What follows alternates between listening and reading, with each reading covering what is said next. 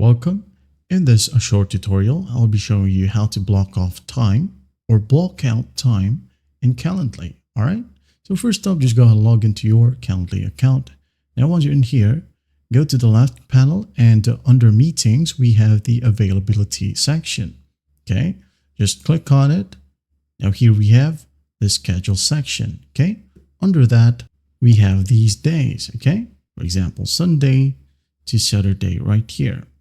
Now, if you want to block off or block out a time, you can just easily tap on X right here, okay, besides the day.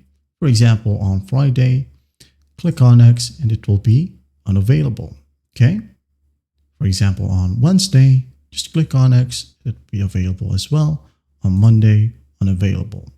Now, if you want to get it back or have some schedule on that particular day, just click on a plus sign besides the unavailable text. All right, just click on it and you can now edit the time from here. That's basically how you do it. Okay, once you have edited everything, just go back to your event types right here and create a new event if you want to. And if not, you're good to go. Well, I hope this video helps and I'll see you in the next one.